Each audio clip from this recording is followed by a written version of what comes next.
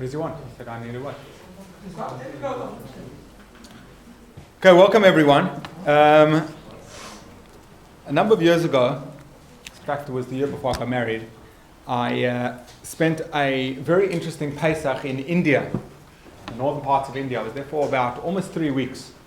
And what we were doing is making a Seder for Israeli backpackers and for some locals as well. It was a very interesting experience. We had a certain man, his name was Sanjay. This is his name. He was helping us, he was assisting us. We were guys who knew nothing of the culture of the place, anything whatsoever. And he was assisting us, he was helping us out with all different things. We had a lot of different interesting conversations. I particularly liked the fact that I knew a thing or two about cricket. So one day, you have days there where you've literally got processions going through the streets, which are processions of idol worship, of Avodah Zarah. It's this God's day, and it's this God's day, and it's an unbelievable thing. Suddenly, some of the things that we learnt in the Torah and some of the things that we learnt in Yeshiva about idol worship comes alive, becomes all real. I turned to this guy one day, it was towards the end of our time there, and I said to him, how many gods are there in India? How many gods are there? Every day the market's closed because it's for this God's thing, and then this God's thing, and there's another procession for this God's thing. So how many gods are there actually in India? He turns to me and he says to me straight away, he says, there are countless gods, but there's only one religion, and that's the religion of cricket. So, yes, it is an international obsession, and sports generally is an international obsession, and religion, sports is very, very powerful. Sports has brought nations together. Sports has caused a lot of rivalry, and it's caused a lot of people to fight. I don't know if I'm going to say wars, but people really take it very, very, very seriously. In the shear business in BINA, there's something which we call a high-risk shear. Often high-risk shearing often get the best returns as well, right? If I had to put out, we're going to do a shear on, yes or no vote, right? A while ago. You get a lot of people to come to the shear, but it's high risk because what you say can be misinterpreted and misunderstood. And I would say that this shear is pretty high risk shear because I'm at the risk of offending billions of people, right? But hopefully we'll get a few things across. We'll understand it in such a way where it doesn't offend, but actually it's a learning experience. I'll tell you, a few people asked me, in fact as recently as yesterday, whether the shear is going to be as technical as the one that we did on cricket last year. I had people just yesterday ask me for a copy of that shear. It won't be as technical because it's not going to be limited to something particular. Although that cricket shear, we do need to have a follow-up for that, and Mitzvah Shem will have time for that as well. But we will be exploring a wider range of topics. A lot have got to do with the summer generally, and that will be touched on when we talk about wider sports. As I usually do, I will bring quite a bit of text because I believe in learning from the original sources. However, you do not need to be able to read a single word of Hebrew in order to be able to understand what's going on in any way whatsoever. I bring the text for those who can, for those who can't. I'm going to be explaining these things. So why this shear? When did I think of this shear? I've thought about this for quite a while. Sports and cricket and how these things mix with Torah, how they work. We live in a society, what are most people doing right now? A lot of people have said to me, it's the wrong time to start, right? 11 o'clock on Boxing Day, everyone knows is the Boxing Day test match. Why the shear, particularly this time? As I said last year, possibly it's the best time to do such a shear because we're showing where our priorities are and what it's really all about. But this is why I thought of doing this year. I want you to see the short clip. I'll play it a second time so you could hear what the commentator is saying.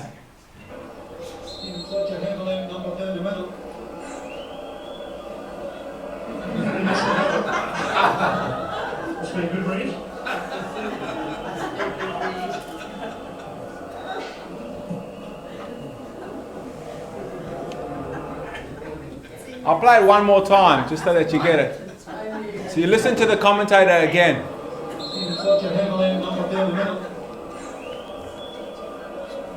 think you missed a goal. It's been a good read.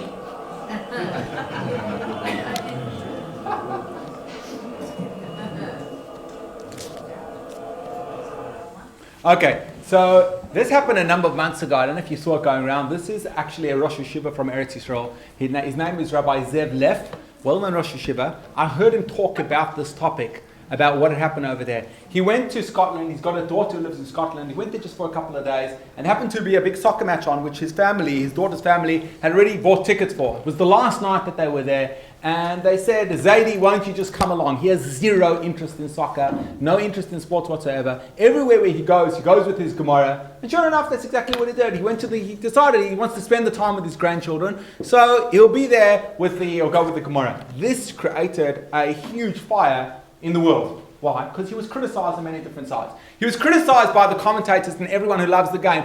You actually got a ticket for the game, you got a seat at the game, and you were there with your sefer. You heard, the commentator says, it must have been a really good read. I can tell you what, the Gemara is the best read you could possibly get. And he was reading that, and he's totally oblivious. It makes no difference whatsoever. Who won? Doesn't make a difference. Whether we won, whether they won, there's no we, there's no they. This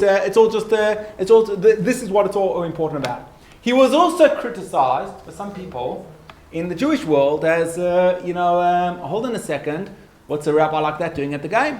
Why is he at the game? And he actually explained it afterwards. He said, had he been in Israel, he would never have gone to such a game. He's not a person who enjoys those games. He saw it as an experience, as an opportunity to be with his family.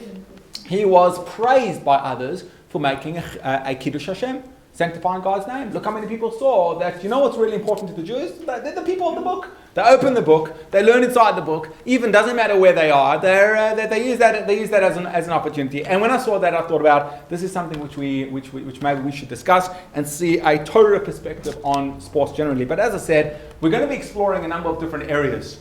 So some of the things we're going to look at. Well, there's watching sports. There's being a fan of a team, and then there is playing sports. Watching sports can be something very, very relaxing. Whether it's going to a game, whether it's watching on television, whether it's listening, whether it's watching people play live. The Torah's view on leisure and relaxation generally. Now, anyone would think, well, what's the big issue with relaxing? Well, we'll bring a few sources which will raise the question as to whether the Torah actually gives space for the concept of relaxation. Man was born to toil. Does that mean that we are toiling all the time? We're going to talk about going to a game. It's not necessarily so simple. In fact, in the simplest readings of Rashi on the Chumash, Rashi says, you shall not go following the ways of the non-Jews, which means including going to their stadiums. That's what it says. The Gemara uses the word itztadion, to their stadiums, to their theaters. Does that include a modern day MCG or does it not? We'll see. Idolizing players is a very big one. It's not just a hashkafic thing. You know what? We should be idolizing people who actually make a difference to the world. We should be idolizing rabbis. We have our own characters. We have our own heroes. It's actually a serious issue, halachically, which we'll talk about. Idolizing, and again, the word there, idol, isn't just a throw it in the word, as we'll see. When kids come back and people come back and they say, "Who won? We won." So it's an amazing thing how we won. There was an old man, old Jew. He came from Eastern Europe, comes to the Lower East Side of New York, and his grandson comes in, rushing in one day. He's so excited. He says, "What happened?" He says, "We won. We won." He says, "It doesn't make a difference to me." He says, "But tell me, is it good for the Jews or is it bad for the Jews?" He says, "We won." As soon as you say we are part of that completely. Is there possibly a problem with that? Maybe just yes. We'll look and we'll learn. Then playing sports. Playing sports can be done for healthy living, which as we'll see, we'll look at the Torah perspective on healthy living, which again, I'm going to put together relaxation, leisure, and actual exercise all together in understanding what the Torah's perspective is on healthy living. What about dangerous sports? Are there sports that we should keep away from? What happens also if you injure someone during a sports game? Which follows on from our cricket thing as well, which we said we're going to follow up on the Phil Hughes incident. What happens if someone, God forbid, is killed in a game? Can the family then go and sue the other player? Can he be held liable? We'll see. There's actually quite a question that I'll just touch on that briefly. And then what about doing it, even if it's quite dangerous, as a living? Some of the boxers make a very good living, right? Can you do that as a living? doing it just to earn money. I mean, people do all different kind of things to earn money. So it's just another profession. It's just something else which you're doing to earn money. Just about a week and a half ago, we read in the Torah a very interesting source. The Torah is describing Yaakov and Esav coming together. Now, Yaakov's been on the run from Esav for many, many years. They're coming together. Just before Yaakov meets Esav, Yaakov has an encounter with an angel. And these are the words that the Torah says. It says, Vayivoser Yaakov levadoi.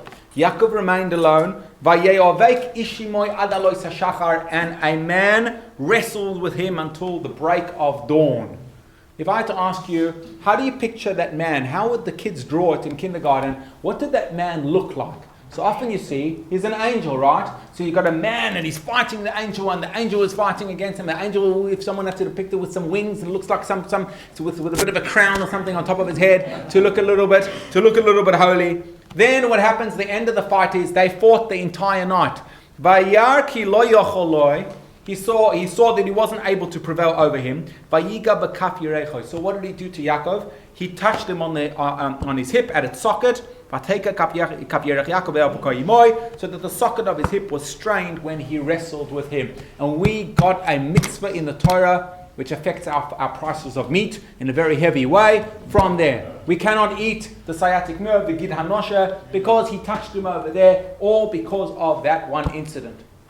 Now I said, what did that man who wrestled with Yaakov look like? So many would draw him as an angel. The Gemara and the Medrash has a discussion as to what he actually appeared to be. One opinion is that, he looked like an angel. Another opinion is that he appeared to be a Torah scholar. Interesting one. Discussion for another time. But here's a very interesting opinion which is brought in the Medrash. The Medrash says, Ro'isi panecha ki rois pnei Elokim v'tirtzeni. I've seen your face, and you look like the face of God. Moshel, the Medrash says, Moshel la'atlitus shu'oimedu miskoishish b'noishal melech. It's like, atlitus sounds like an athlete. An athlete who is standing and wrestling with the son of the king. So Rashi on the Medrash, which wasn't necessarily written by Rashi, but the commentary on the Medrash says that atlitus could mean a kind of a servant of the king. But atlitus, translated by many, means an athlete. So if I was going to draw him, I wouldn't draw him as a malach, wouldn't draw him looking as an angel, but I'd draw him wearing some Nike sneakers, I'd wear him with a bit of a bandana on his head, he'd be wearing some shorts, and have some really, really comfortable jogging clothes, right? Because he looks like an athlete, and he's fighting with Yaakov. That's what's happening over here. And then it says, Tola Einov, he sees that he's not winning against him. Tola Einov v'ro'es hamelech oimed al gabov. Suddenly he looks up, he's wrestling, literally wrestling with the son of the king. He picks up his eyes, and he suddenly sees that the king is looking down at him. And he suddenly just lets go of everything in front of him. And that's what it says. He saw that he wasn't able to prevail. What did he saw? Vayar. He saw the king. He saw Hashem, that Hashem didn't want that Yaakov should lose, and that this person should win. Is there perhaps a deeper message in the fact that it was that he appeared to him to be as an athlete in the way that he was fighting against him? Is there something deeper, perhaps? And maybe there's something more of a message in that. Generally, for us, as we approach sports, we'll see about that a little bit later on. But just bear that in mind, and we'll come back to that. So, relaxation and health. Let's first get a little bit of context of why some of these things could be a little bit problematic, to take time out for some of these things. From the very, very first chapter of Tehillim. The very first chapter of Tehillim says as follows, and the very first verse of Tehillim says as follows. Ashrei o isha shelo yalach b'atzos reshoim. Happy is the man who does not follow the counsel of the wicked. V'derech hatoim lo omad, it doesn't take the path of the sinners. V'moishav leitzim lo yoshav, and he doesn't join the company of the insolent, the scoffers. He doesn't join the company of people who just do nothing with their time. Rather, what does he do? Rather,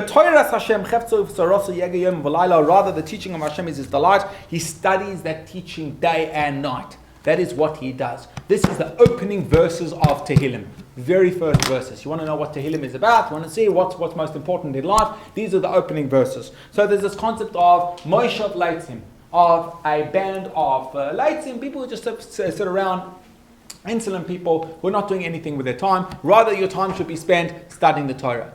And let's see how far that goes. This is from Pirkei Avos.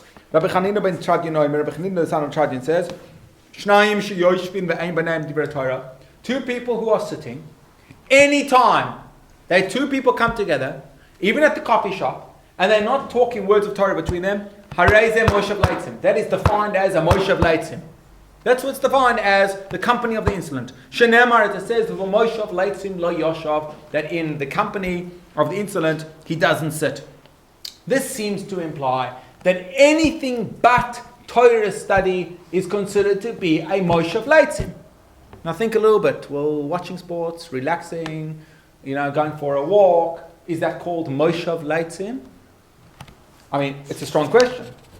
Let's talk for a moment about, just in getting a bit of context here, the serious nature of Bitul Torah and how important it is to study Torah all the time. And these are verses, a lot of these are very familiar to us because we quote them in our prayers again and again. Moshe Rabbeinu passes away.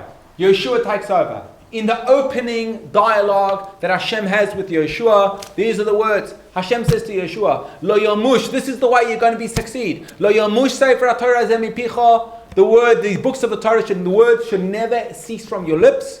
V'hagisa ba yoimam v'layla, and you shall recite them day and night. Meaning toil in the Torah day and night, leman tishmor la'asos ka'akosavai, in order to be able to fulfill everything written there. And then he says, Ki oz tatzliach es drachecha v'oz taskil, because that's the only way that you're going to be successful. V'gisa ba'yoyim v'layla. Sounds familiar. We say that in our Ma'ariv as well, in our prayers. Ki hem chayenu v'orech yomeinu v'hem negeh yom v'layla. These are the days. This is our whole life, and in them we will speak all the time. The Gemara goes even further. There's a quote, there's a pasuk which says, Devar Hashem Boza. There's a category of a person who's considered to be one who despises the word of Hashem. The Gemara says, who is the one who despises the word of Hashem?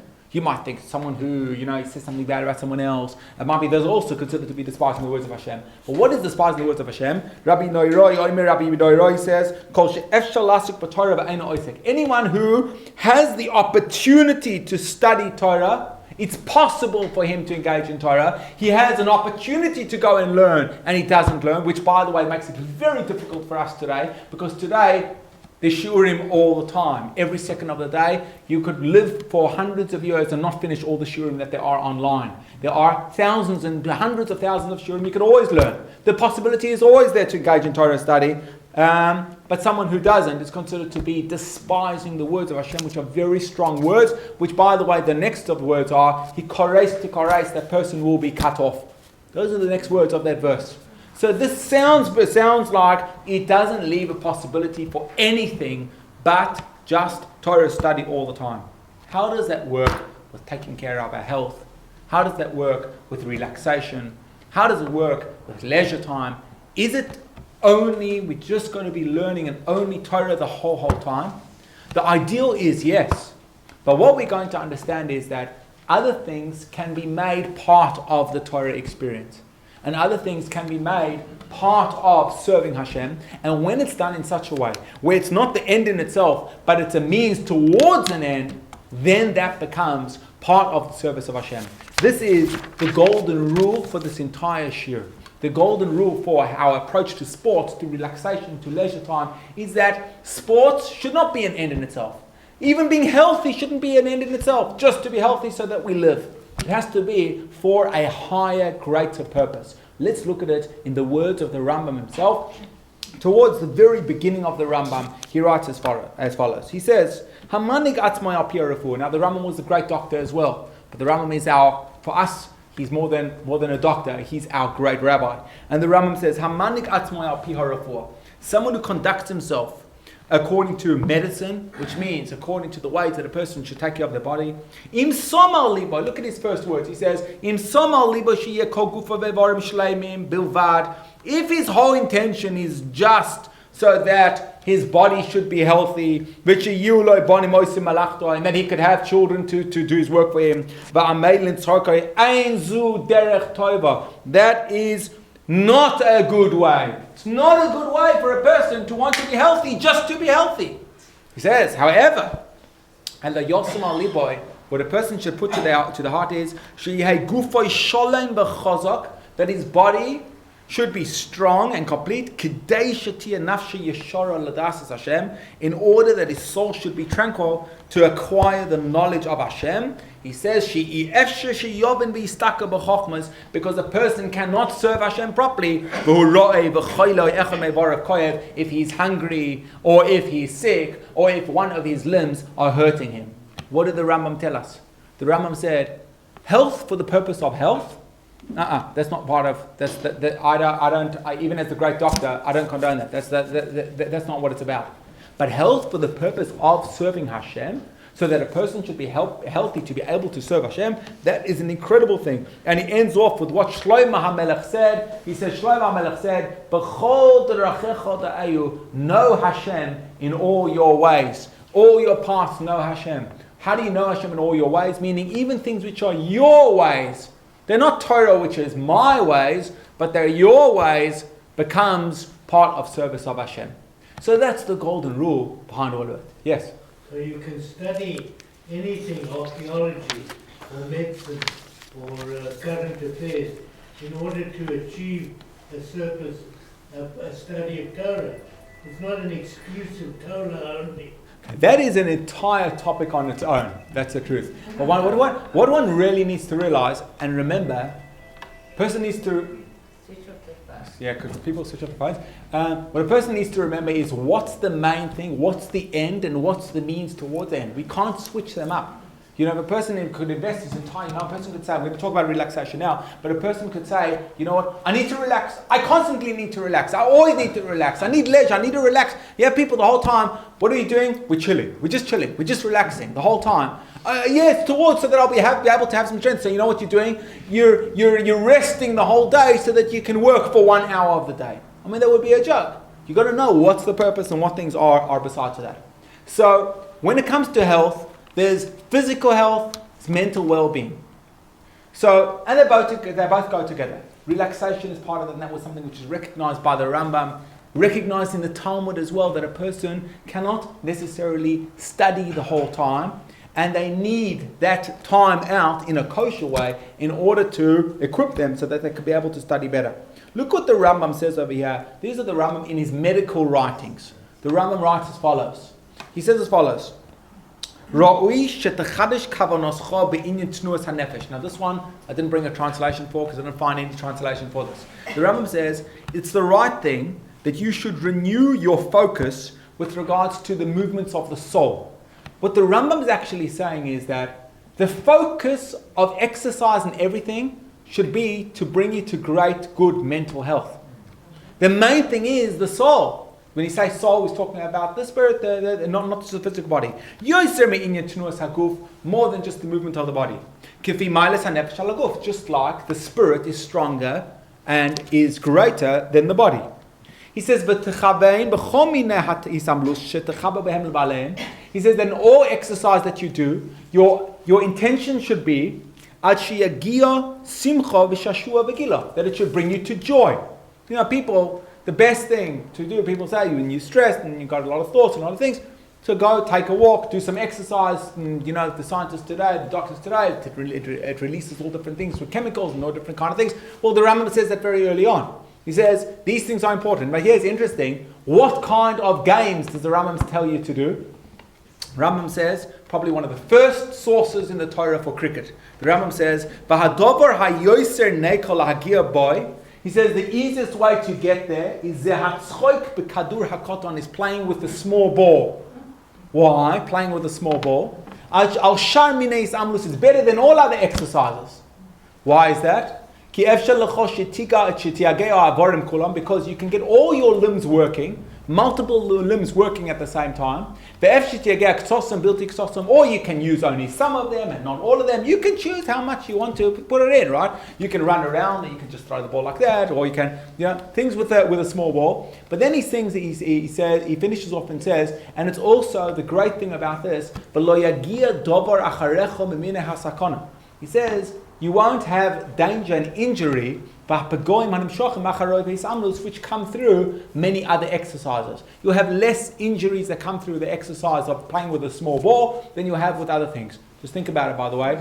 How many injuries, just generally, yeah, people get injured when they play cricket and tennis, but how many injuries are there compared to in soccer and in rugby and footy and things like that, with a little bit of a bigger ball, right? The Rambam says that those kind of things are better, will work out the person well, but it's interesting, it's all part of getting your mind good, and his words are, so you come to joy. So you come to greater happiness generally. Have golf in mind.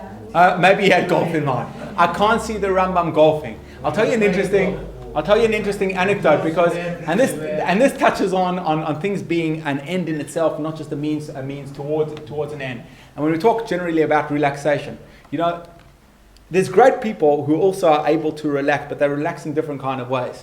So for great Talmidei Chachamim and great Tzaddikim, often perhaps the way that they would relax is by, instead of learning a really heavy piece of Gemara, they'll learn and read something a little bit lighter.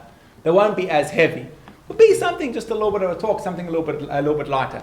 Something which comes to mind, my wife's grandfather, his name was Rabbi Yaacov, and he was an incredible individual, a person who never stopped learning. Literally, for him, relaxation meant probably learning something a little bit lighter, which would be heavy for most of us. But that was his way of relaxation. So once he was in hospital for procedure or for something, and he was in a bed next to another man who was probably a similar age to him, in his 70s, and he sees this guy. This guy's watching soccer and on the television, and this guy is getting so worked up and so excited and so jumping up and down of exactly what's going on in the game. He couldn't understand it. He couldn't understand. He thought, yeah, people play sports, people play soccer. Look, little kids kick the ball around. But for him, he says that grown adults should be chasing a ball. And more than that other grown adults should be excited about other grown adults chasing a ball, a piece of leather, and kicking it and trying to get it between two poles. Like, for him, it was like an unbelievable thing. I mean, it's an important story because this gives us a little bit of focus of there's a means towards an end. It's not just a thing within itself, and sometimes we lose direction with that. So just on the same theme of relaxation, of taking time out, of health. There's a tshuva halachic response of Rabbi Moshe Feinstein. So this is quite fairly recent. It's probably about 40 years ago, where a question was asked of him about a community and a school wanting to build a swimming pool for the people to be able to relax, to be able to swim. And he said, "Shehu tikkun gadol." His words are, "It's a tikkun gadol." Tikkun gadol means it's a big fixing. It's a wonderful thing. Those were in my share this morning. We're talking about the tikkun gadol in the Beis Hamikdash. Tikkun gadol, it's a very good thing. He says, first of all, if you can make good kosher outlets and places for people to relax and to swim, much better than them going somewhere else. But he says, even if you didn't have that, he says there's also, it's considered to be, it's like a mitzvah of doing kindness to the children, to the youngsters, the youth, who would have great pain when they don't have somewhere to swim. And then he adds in, but he says, and perhaps by doing so, they'll be able to learn Torah more. They relax a little bit, they swim a little bit, and then they get more in the mood to be able to learn a little bit more. And he says, so I don't even understand why you're asking me a question. He says, what's the question? He says, I don't understand the whole question regarding this. Like, what could be the issue over there? Okay, I've got some other sources over here on a few other things, but I'm going to move on. So relaxation. We've seen about the Rambam saying exercise as a means towards relaxation. Relaxation and these things can be part of Avodas Hashem. I can understand moving my physical body. But relaxation of just taking some time out, is that part of serving Hashem? Can that be a part of the means towards the end? Here's a piece from the Talmud, from the Gemara, about someone no less than the great Rabbi Zaira, one of the great Amoraim, one of the great teachers in the Talmud. The Gemara says, regarding Rabbi Zaira, ki hava cholish migrisei, when he was tired from his studies, when he was exhausted from his studies, Haba ozil, this is the way that he would go to relax. Number one is, that's a great statement.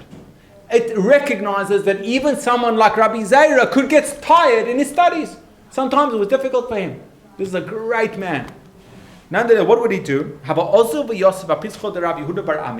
He would go and he would sit at the entrance to the yeshiva of Rabbi Yehuda, the son of Rabbi Ami. Kinofki va'ayli Rabba Omar. He said, Kinofki va'ayli Rabbanon, so that when the rabbis come in and out, I'll stand up in front of them, and I will get reward for the mitzvah.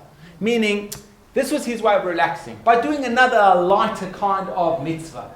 You know, we have this concept in Chabad yeshivas, we learn throughout the week, Sunday, Monday, actually Shabbos, Sunday, Monday, Tuesday, Wednesday, Thursday. So on Friday, there's a half day of learning. And in the afternoon, what we would do is we would go on Mivtzoim. Mivtzoim means to go help, give out Shabbos candles and help men to put on tefillin, etc. In a certain kind of way, that would fit into this because it gives you a little bit more energy. Just being a little bit outside of the base medrash somewhat, sometimes can give you a little bit more energy to be able to learn better afterwards. That's what Rabbi Zera. So number one, we see that there is place for such a thing. But here is a fantastic source. Another Rabbi Grari brought this yesterday in his shir.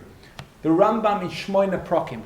So this is not a medical work of the Rambam. This is one of the Rambam wrote many introductions to different things. Look what the Rambam says. Ro'i la'odam. I'm going to read the whole thing because it's worth it to read the whole thing inside. Ro'i la'odam lahavit koichus nafshe kulam lifi adas. It is right for a person to put all his energies and everything that it should be to serve Hashem. Kifi shekdamnu beperek asher lifnei zeh, as we've introduced already. And the person should put one purpose in everything that he does. And that is Hasogas Hashem, comprehension, knowledge of God, according to the ability of man. That's the main thing. I want to say, knowing God. That is what it's about. Serving Hashem. He says, and a person's actions. All the person's movements, all the person's times to rest, all the person's speech, should be towards this purpose. Everything is about this purpose. But now says the Rambam, sometimes for this purpose, you may need to take some time out. But it's all for this purpose. So the Rambam says, if someone is feeling a little bit down, Yosira, you can sometimes remove it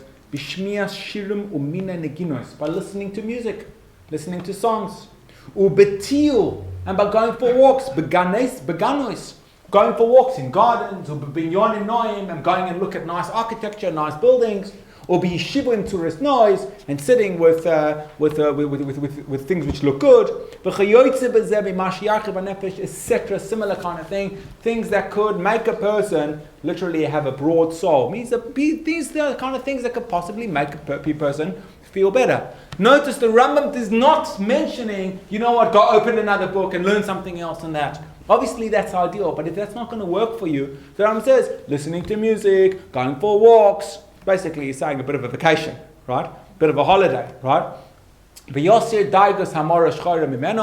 so that your bad mood should move away from you. But he stresses again, what's the purpose of all this? So that his body will be healthy. For what? The purpose of the health of his body is sheyeda, so that he should know God.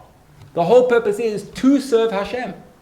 So if a person spends their entire life, there's people who go on holidays 5-6 times a year, the whole time, always going to relax. Then you've got to question. No one should question someone else, but a person can question themselves. Well, has this become now the end, and everything else is towards this, or is this just a means towards something else? We understand the point is you take a bit of a break in order to refresh, and the Rambam says this could be part of sheyeda, of knowledge of Hashem, to be able to know Him. There's a verse in Tehillim. This is an interesting one. Would be very interesting for bochrim, for yeshiva students, because you have two kind of categories of guys in yeshiva. One kind of category, and this anyone who's had a yeshiva experience will tell you as follows: the yeshiva day is anyway a very long day, but the day is such that you're told what to study from 7 o'clock in the morning until 10 o'clock at night. Literally. You have to study a certain Masechta, which means a certain topic, and you've got to study a certain area of Shulchan Aruch, and a certain area of Chassidus, and a certain area of Musar, and a certain area of all different kind of things. When do you get to study what you want to study? After hours. After hours means between 10 o'clock at night and 7 o'clock the next morning. So you have two different kinds of guys. You have people who really burn the candle very late on both ends, and they're up very, very late. You have a different kind of guy in yeshiva. Those people who really organize people go to sleep on time, and they wake up, got a lot of energy in the day, and usually in the lunch break they may use the time to study a little bit more. There's a pasuk in Tehillim, famous verse. This is a verse by David HaMelech.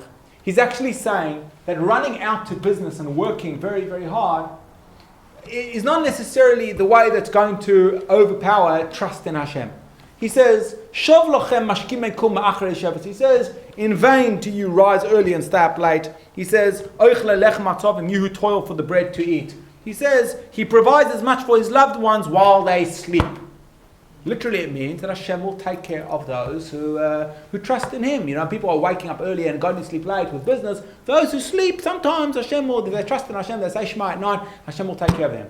The Taz, who's the foremost commentary on the Shulchan Aruch, the original Shulchan Aruch, open the pages, you got the commentary of the Taz in most sections of the Shulchan Aruch, and the Taz writes as follows. He interprets this apostle quite interestingly. He says, you've got two kinds of Torah scholars. One kind of Torah scholar is the one who doesn't let sleep come to his eyes at all. He is the one who wakes up early and goes to sleep late at night.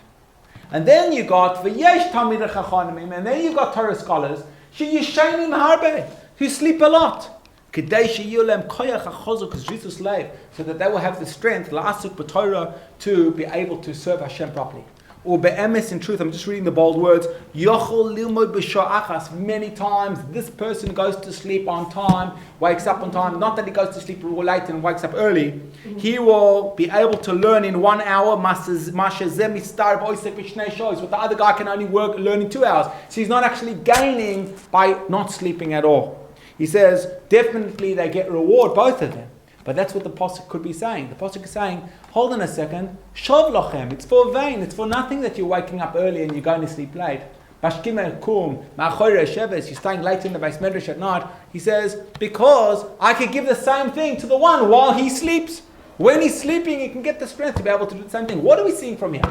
We're seeing that sleeping, which is ultimate relaxation, right, could be a purpose, could be a part of serving Hashem, and it's not called Bittul Torah at all. In fact, you can learn better through that. The Taz says you can learn in 1 hour what the other guy can learn in 2 hours. Interestingly, some people have done this like unofficial study of some Bochrim and people in yeshiva over their lives and over the years.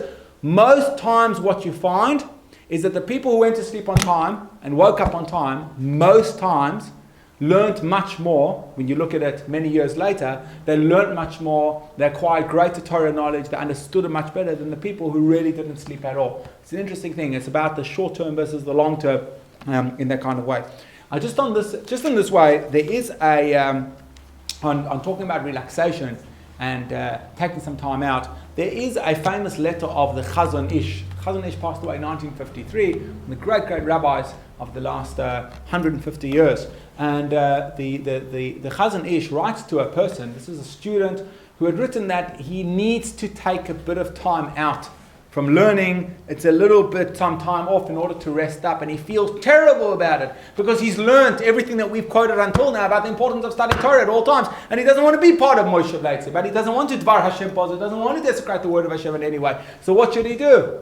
The Chazon Ish responded to him and he said to him, Bichtovcha higiyani, I got your letter, Dalacha yakiri. He says, you can know, my dear one, he says, you haven't sinned. It's not a sin. You shouldn't feel guilty. It's the way, it's the nature, it's the laws of nature that a person gets tired.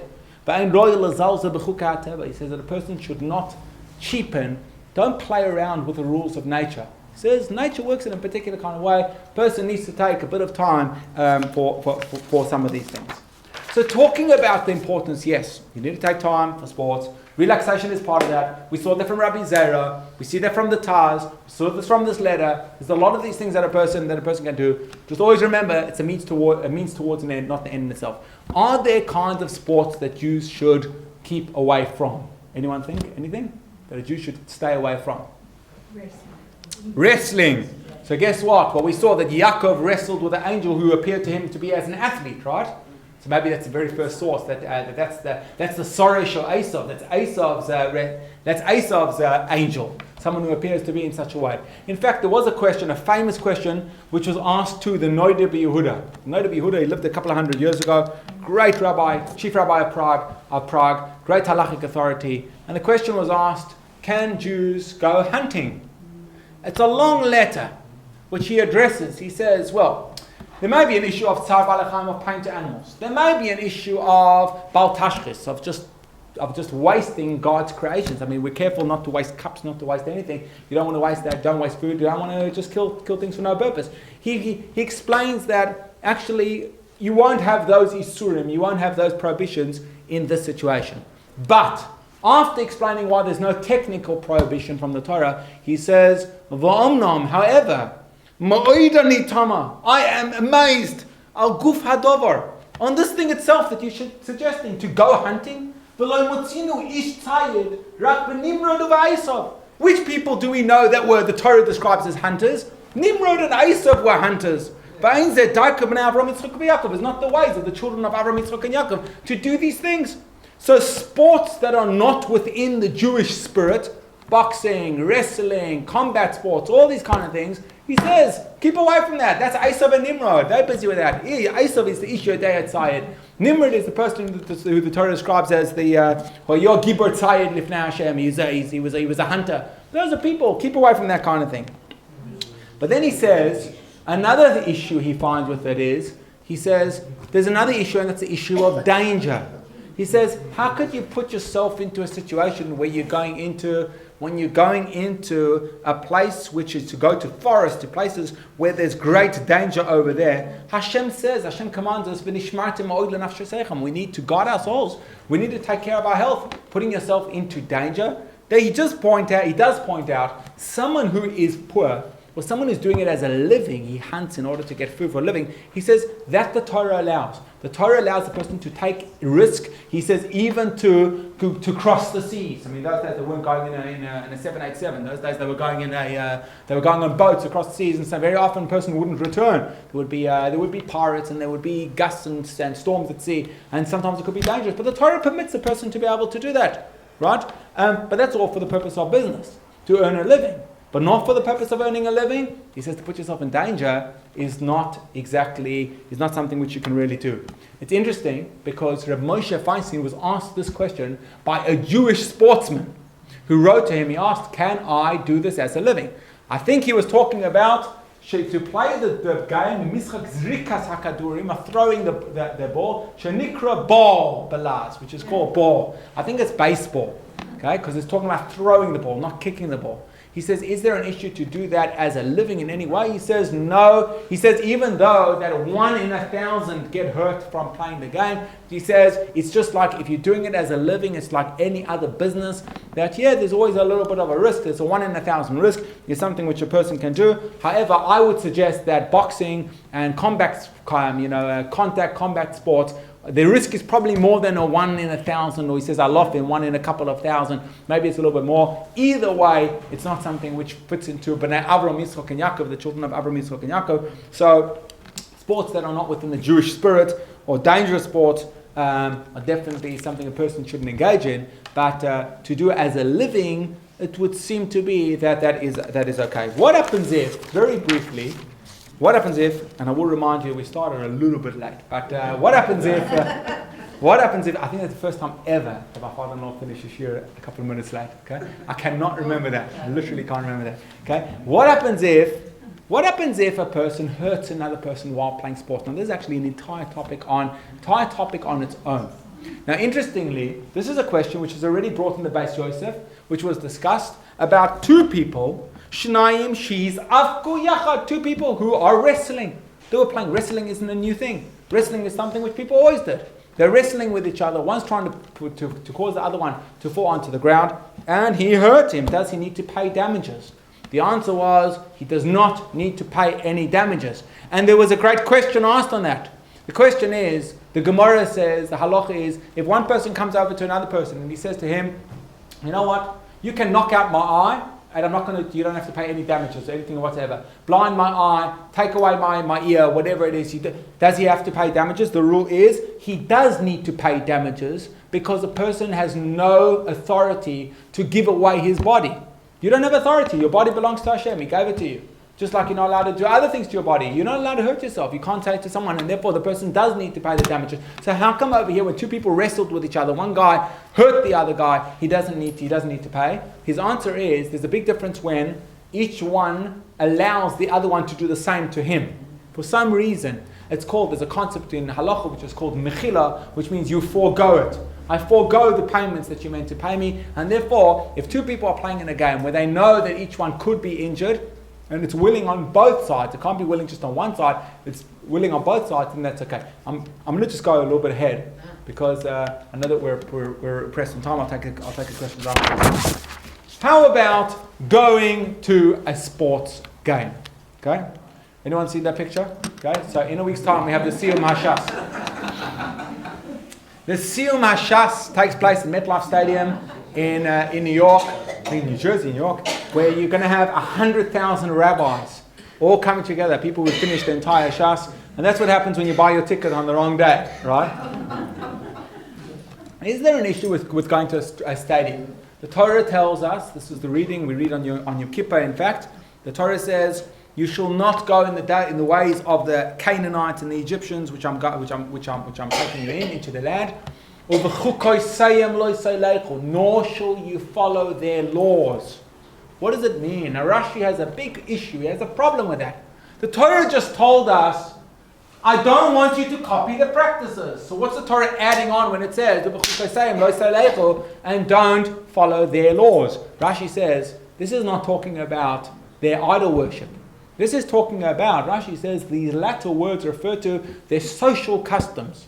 Things which have assumed for them the character of a law. As for instance, the frequenting of theaters and race courses. That's what Rashi says. That's called and that's an issue of idol worship. Race courses? What's a modern day? It doesn't have to be Royal Randwick, right? A race course could be talking about a stadium as well. Is there an issue of a people are shrugging their heads, no, it can't be, right? Well, let's see why it's not. Look at this next one. The Gemara says, I'm going to say this very, very briefly. Gemara says, the sages taught, with regard to one who goes to stadiums. The word is, in the Gemara is, li'istadinin, to stadiums. The Gemara says, one who goes to stadiums where people are killed in contests with gladiators or beasts, that's Rashi's commentary, or to a camp of besiegers, or other kinds of entertainment, he says, or diviners, or all these kind of names of Bukin, Mukin, Mulyin, Lulyin, Bulrin, Solgurin. There's all just a kind of entertainment that they had in those days. By the way, they would be laughing the same way at the names of our entertainment, right? These are all different kind of things. All these, you contravene, there's the issue of B'moishav leitzim lo yoshav. You shouldn't be, as we quoted from Tehillim at the beginning, don't be in the company of scoffers and people who waste their time from Torah study. It doesn't sound like that is an issue of going in the ways of the non-Jews, but it's an issue of Moshav Leitzim. Going there, just sitting around and doing absolutely nothing. These are, he says, rather what a person should be. These are places that bring it to a person to dereliction of the Torah. So how could a person, going to stadiums today? Once again, there is a tshuva, halachic responsa of Reb Moshe Feinstein. He was asked the question. The question was, can we go to the modern day stadiums of today for a sport match? Sport, places where they play sport today. Does it fall into this category? And here's his answer. It doesn't fall into the category of what Rashi is talking about, because for a number of different reasons. Number one is, they're not engaging in religious activities whatsoever. If they are, it's problematic. Even if the religious activities are not idol worship activities, it will be problematic. Number two is, this is just a brief summary of what he says here, most players are not religious. The people involved are not religious. The people who are coming are not religious. It's also not one of their laws. Now, this is an important one. Laws means, if you have a company of idol worshippers, you can't go participate in something where you don't know the purpose of what that is about, even if it's got nothing to do with idol worship. But this has got nothing to do with laws, social laws that they've set for themselves that people need to attend. If there would be a rule that all Australians need to go to the cricket, that's going to be problematic, right? From this, okay? So some people might like that, but it would be problematic if it goes to there. And here's the most important thing: there's a clear reason for what they are doing. You know the reason. Why are you going to the MCG? To watch the cricket. Why are you going to this place? To watch the basketball, whatever it is. You know why you're going. However, he says, there's no issue of going in the ways of the Gentiles. There's no issue with that of going to a modern day stadium. However, he finishes off and he says, you do have other issues. The issue of Bitul Torah, of not studying Torah.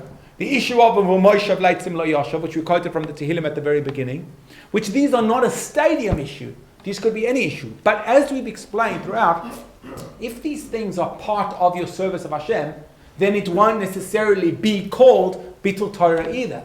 But you need to know that it's all a means towards an end. And then he says, there's another issue, and that is immodesty. Immodesty, he says, is a very serious issue, which happens at stadiums. He says, nibul peh, the way people talk. He says, these things are also, and we know that depending on the kind of game, but that does happen as well. I want to touch on idolizing players quite briefly. So the word is idolizing, and this is not just a hashkafic issue. Let's look at the words of the Shulchan Aruch.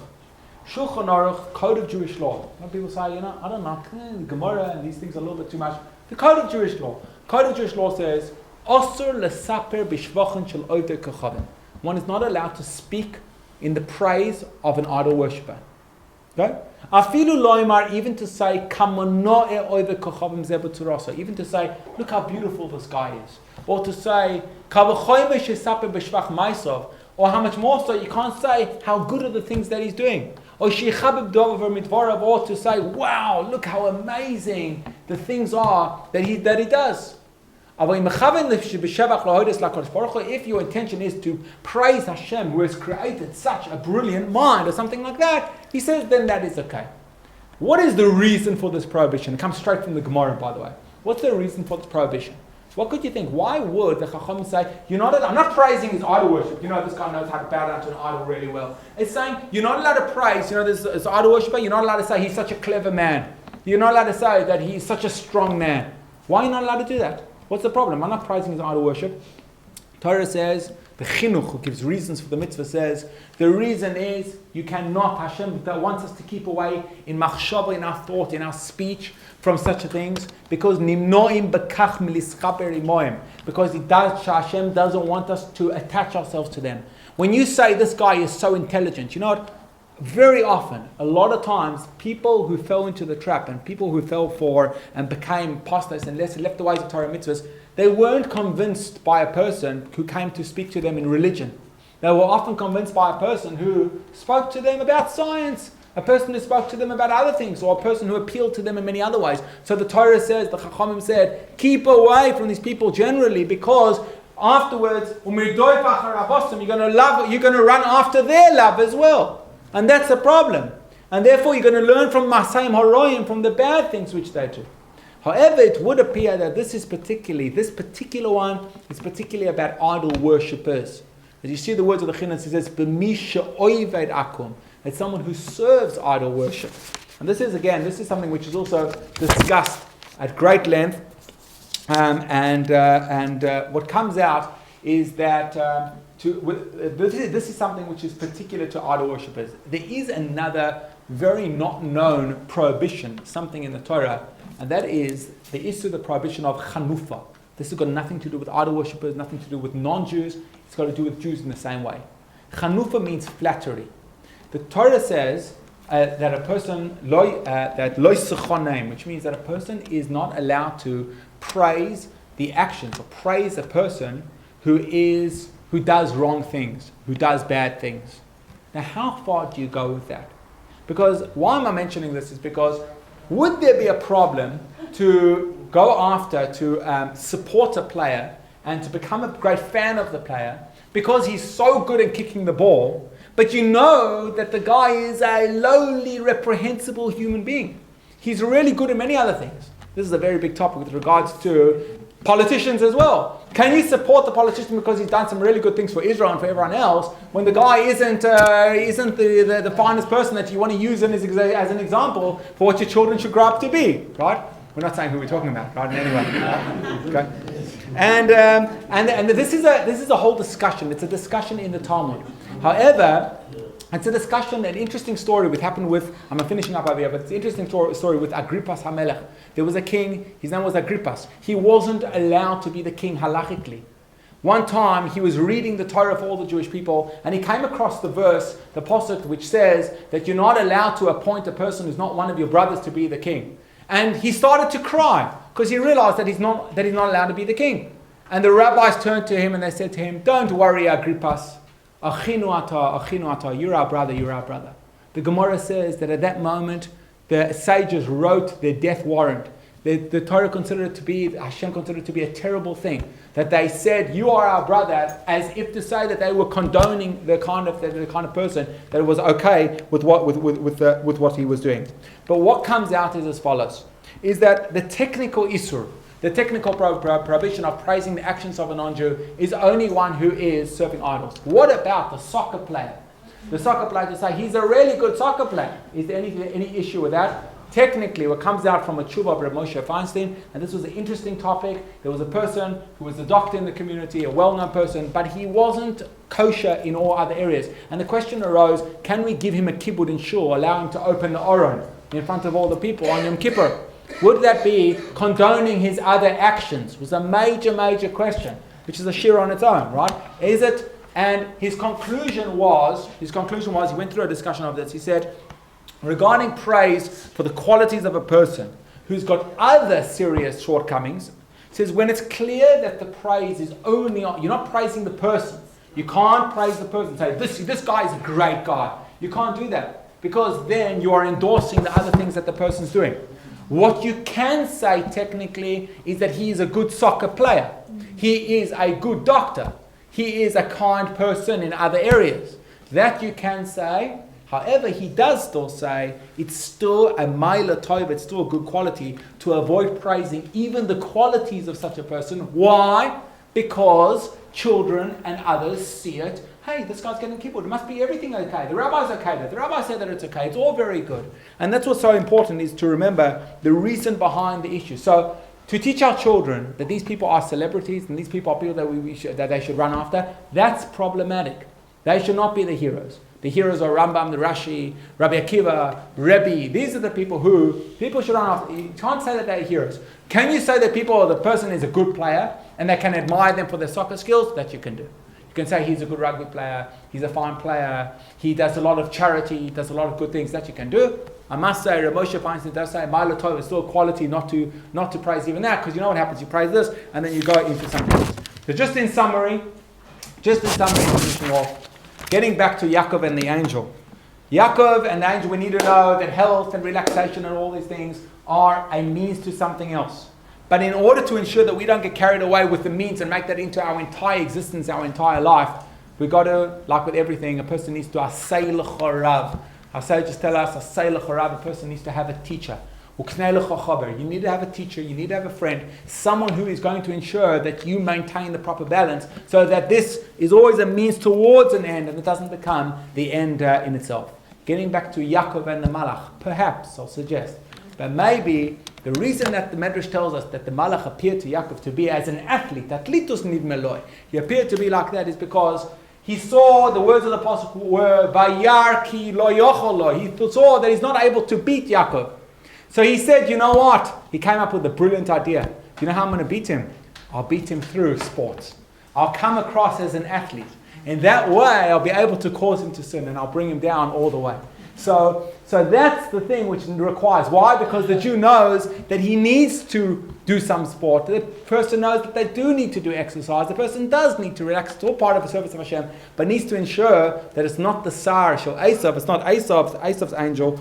And with that, we will come to the time where the Rambam finishes off his commentary, entire commentary, the very last halacha in the Rambam, the last law that the Rambam writes. He says, "Ba'oisa zman, in the time of Mashiach, lo yesham, lo rav, lo mechama, there will be no famine, no war, lo kino v'tacharus. And he says there won't be envy and there won't be any competition. The Rambam says there won't be any competition when Mashiach comes.